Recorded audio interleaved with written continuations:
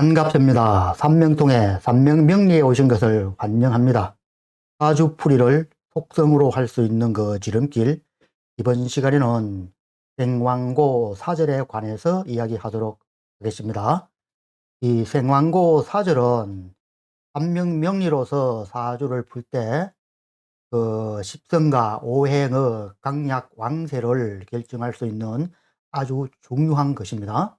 오행 십성의 강약 왕세를 얼마나 잘 판별하느냐, 여기에서 여러분 무엇을 사주풀이를 얼마나 정확하게 할 수 있는가, 그것이 판가름되게 된다는 것이기 때문에 그러한 것입니다. 이 생항고 사절은 또 무엇을 의미하느냐 하면은 바로 그렇습니다. 지지삼합이라고도 할 수 있는 것입니다.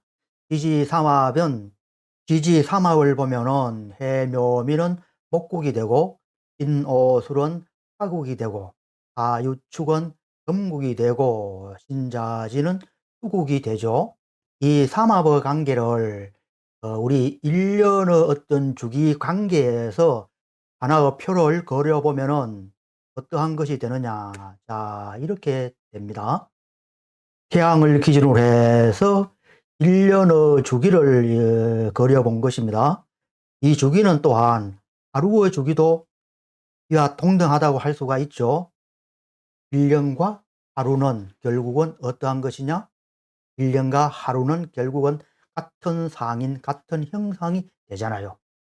1년의 봄은 하루의 아침이 되고 1년의 여름은 하루의 정오가 되고 1년의 가을은 하루의 저녁이 되고 또 1년의 겨울은 하루의 한반중이 되잖아요. 그래서 1년과 하루는 결국은 같은 상이라고 할 수가 있습니다. 그래서 이 도표의 상은 1년의 도표라고 할 수도 있고 또한 하루의 도표라고도 할 수가 있습니다. 먼저 목국을 보면은 목국은 해에서 목이 생해서 묘에서 목이 왕성하게 되고 그리고 미에서 오에 들어가죠. 미전의 오에서 어떻게 해요? 목은 사하죠. 사해에서 미에서 묘고에 들고 다시 신에서 어떻게 해요? 절하게 되는 거죠. 그래서 생, 왕, 고, 하, 절이 되는 것이 무엇입니까? 바로 삼합에 해당하게 되죠. 결국 이 삼합은 각 오행의 일생 주기를 나타내는 인연의 관계에서 생과 왕과 묘가 서로 합하는 관계, 인연이 되는 관계, 그 관계를 삼합으로 나타낸 것이라고 할 수 있잖아요. 그래서 이 삼합은 각 오행의 무엇요? 그렇습니다. 각 오행의 일생의 주기가 된다는 것입니다. 인오술은 하국이 되는데 어떻게 되느냐? 바로 화는 인에서 생해서 오에서 왕하게 되고 그리고 술에서 묘에 들어가잖아요. 그 전에 유에서 사하고 그리고 해에서 끊기게 되어서 해자축에서 기운이 완전하게 끊겨서 비근하게 되어서 다시 인에서 생해서 다시 새로운 윤회를 시작해서 어떻게 해요? 호에서 다시 왕하게 되고 그리고 다시 술에서 묘에 들어가게 되고 그 전에 유에서 사하고 다시 해에서 절하게 되어서 일생의 주기를 또한 또 마치고 또다시 인해서 생하고 이렇게 윤회를 하는 그 일생의 주기가 되는 거죠. 무엇이 화가 그렇게 된다는 것입니다. 그리고 금은 오행으로 금은 언제 생하느냐? 바로 화에서 생해서 유에서 왕하게 되고 다시 자에서 사하게 되어서 축에서 묘구에 들어가고 인에서 절되는, 즉 그 기운이 끊기게 되는, 그렇게 되는 윤회, 즉 일생의 주기를 돈다는 것입니다. 그리고 다시 사에서 생하고 다시 유에서 왕하고 이렇게요. 이렇게 일생의 주기가 되면서 계속 윤회를 또한 하는 거죠. 그리고 신자진 수국은 가을이 시작되는 양력 8월에서 생해서 계속 자라서 어떻게 해요? 자에서 왕성하게 되고, 그리고 다시 묘에서 사해서 다음 진에서 묘에 들어가고, 사에서 절되어 오미에서 그 기가 끊기게 되고, 다시 진에서 생하여 자에서 왕하고, 묘에서 사하여 진에서 묘에 들어가고, 사에서 다시 끊기고, 이렇게 계속 윤회를 하게 된다는 것입니다. 여러분 또 보세요. 이렇게 오행을 주기가 되는 원을 그려서 각 배치하게 되니 어떻게 보입니까? 네, 바로 그렇죠. 이 전체가 하나의 몸체가 되는 거죠. 하루라는 그 자체도 하나의 몸체가 되고 1년이라는 그 자체도 결국은 하나의 몸체가 된다는 것입니다. 우주에 존재하는 모든 만물은 이렇게 음양오행으로 이루어질 수밖에 없는 이런 것이 몸체 안에 속해 있다는 것입니다. 몸체 자체가 이렇게 이루어졌다는 것입니다. 음양오행으로. 이렇게 원의 주기를 그려놓고 각 오행을 대입하여 보니까 확실하게 확 그 형상 자체가 눈에 들어오잖아요. 그러나 평면적으로 그려서 이러한 것을 대입하면은 여러분 이렇게 한 몸체 안에 음양오행이 인연으로서 연결되어서 존재한다는 것이 보이지 않잖아요. 그래서 여러분 음양오행은 절대로 직선적이 아니고 평면적이 아닙니다. 당시 원어주기 안에 내포되어 있으면서 하나의 인연으로 맺어져서 하나의 형체를 이룬 몸체가 되어서 어떤 주기를 갖게 되고 그 주기 내에서 항상 윤회를 한다는 것입니다. 그래서 생왕고 사절이 있을 수밖에 없게 되는 그것이 바로 예 음양오행이 또한 되게 되는 것입니다.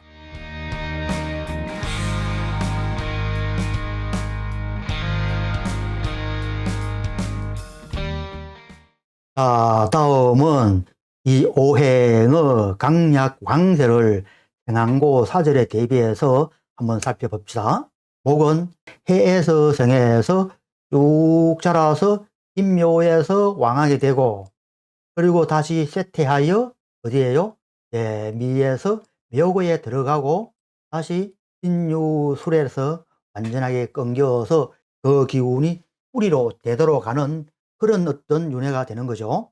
그래서 그 일생주기 상태를 12운성에 비교하여 표를 나타낸 것입니다. 그런데 여기서 참 고민되는 것이 있어요. 무엇이냐? 목은 해에서 생해서 인묘에서 왕하게 되는데, 그러면은 그 기운이 과연 해에서 생해서 계속 이렇게 그 역량이 상승하게 되어서 인묘진에서 왕하게 되었다. 다시 미에 들어가서 진에서 끊겨 유술에서 뿌리에 그 기운이 되도록 하게 되면은 자축에서도 그 모고 그 어떤 역량이 상당히 강해야 된다는 이야기가 나오거든요. 왜 해에서 목기운의 역량이 더 크고 자축에서는 목기운의 역량이 적을까? 사오는 세태하는 것이니까 그렇다 치더라도 참 아이러니하죠. 화도 마찬가지로 인에서 생에서 사오에서 왕하게 되고 다시 세태하여 풀에서 묘에 들어가고 해자축에서 그 기운은 뿌리에 되도록 하게 되죠. 유에서 사하고 해에서 절하고 이렇게 되어서 이 화도 마찬가지로 묘진에서 발생한 그 역량이 인에서 발생하는 역량보다 절대로 강하지 않거든요. 거의 임상해 보면 그래요. 자, 그런데 여러분 자연의 그 대비해서 잠시 생각해 보면은 어떠한 현상이 나타나느냐 하면은 화가 인에서 생했지만 그렇지만 이 화가 목기에 의해서 제대로 나타나지 못하게 되는 것입니다. 요 진월에 태양이 우리에 더 가까이 왔지만 그런데 말이죠. 이 바람이 불어요. 바람이 많아졌어요. 목기가 너무 왕성해졌다는 것이죠. 즉 목기가 왕성해져서 목화식이 이루어졌다는 것입니다. 이러한 것에서 우리는 인보다는 묘진에서 그 화의 역량이 크지 않다. 이런 것을 알 수 있잖아요. 그래서 각 오행의 역량을 판단할 때는 결국 무엇이냐? 예, 지장간의 영향에서 그 영향을 판가름하게 될 수밖에 없다는 것입니다. 인목은 지장간에 병화가 있어서 화의 생지가 되고, 화오는 역시 화가 있잖아요. 사는 병화가 있고 오는 병화와 또 정화가 있잖아요. 그리고 미는 지장간에 정화가 있고, 이렇게 지장간에 들어있는 것으로서 우리는 각 오행의 강약 왕세를 판단하게 된다는 것입니다.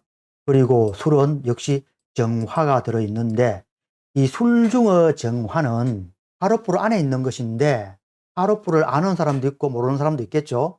옛날에는 쇠로 만든 어떤 큰 그릇에 저녁에 불을 떼고 그 불씨를 담아서 그 그릇에 꽉 담잖아요.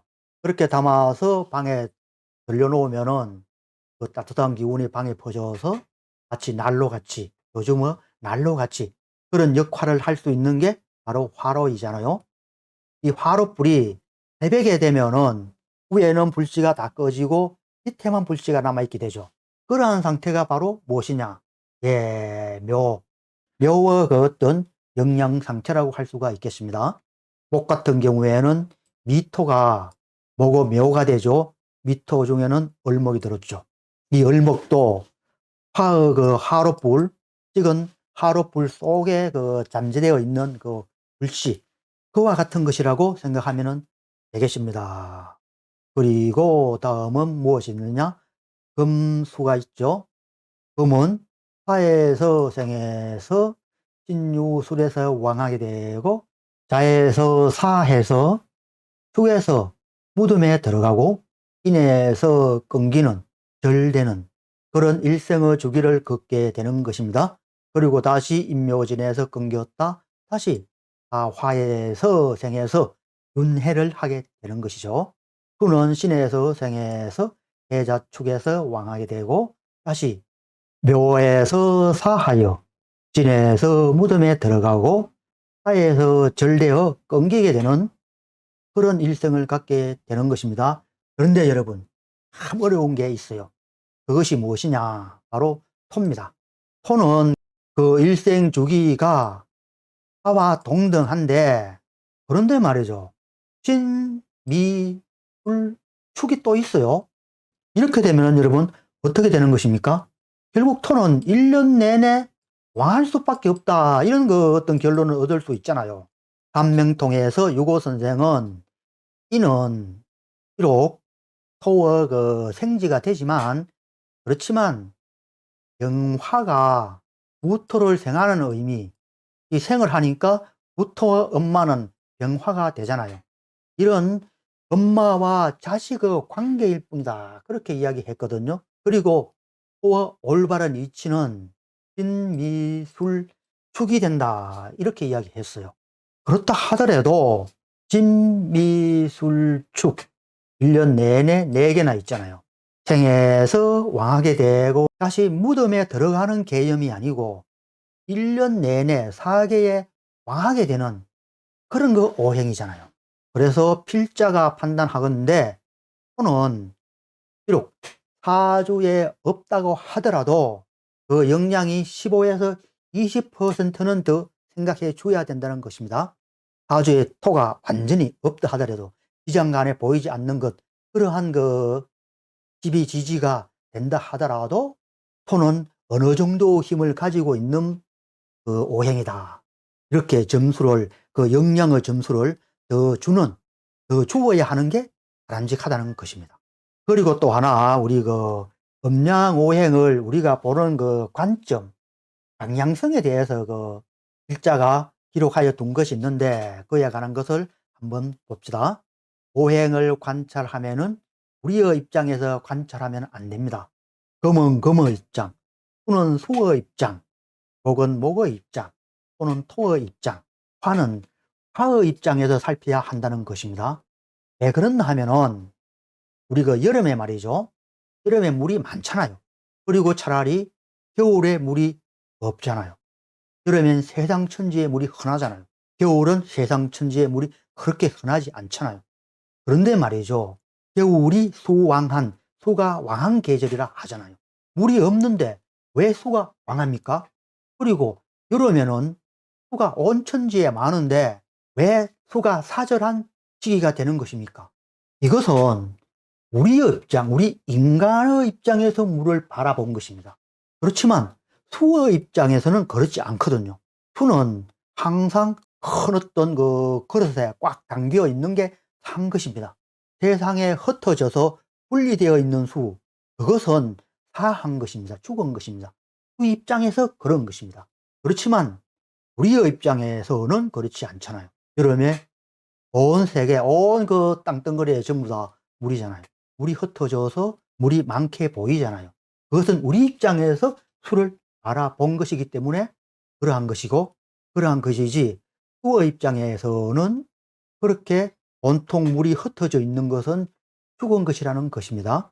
그래서 음양오행을 관찰하면은 절대로 우리 입장에 서서 관찰하려고 하지 말고 음양오행 그 자체 신의들 입장에서 살펴보아야 된다는 것입니다.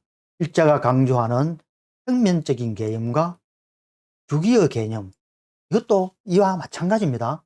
우리의 입장에서 그냥 보면은 평면이지만 음양오행의 자기 인연되어서 윤회를 하는 그 입장에서 보면은 궤도를 도는 하나의 주기, 즉 원을 형성되어서 그 자체 내에서 존재한다는 것입니다. 그러하니 여러분, 앞으로는 절대로 음양오행을 관찰함에 있어서 음양오행 입장에 서서 관찰하시기를 바라겠습니다.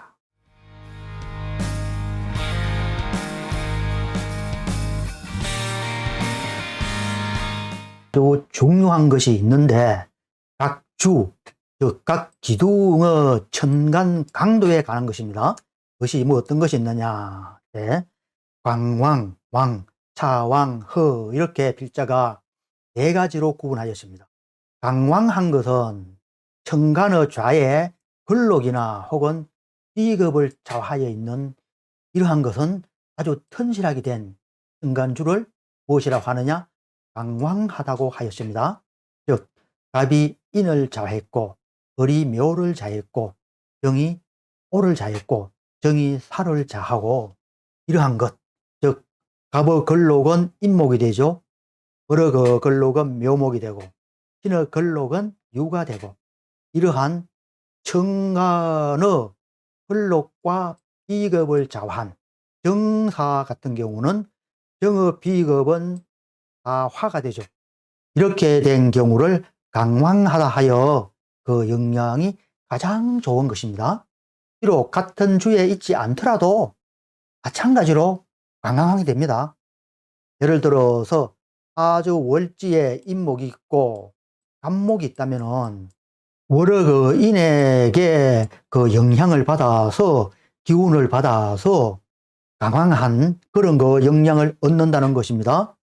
사주, 시, 일, 월, 년, 그리고 시지, 일지, 월지, 연지가 있는데 만약에 일간이 개라고 한다면은 그리고 시간에 간목이 있고 그리고 월지에 인목이 있다면은 개일간의 간목은 상관성이 되죠.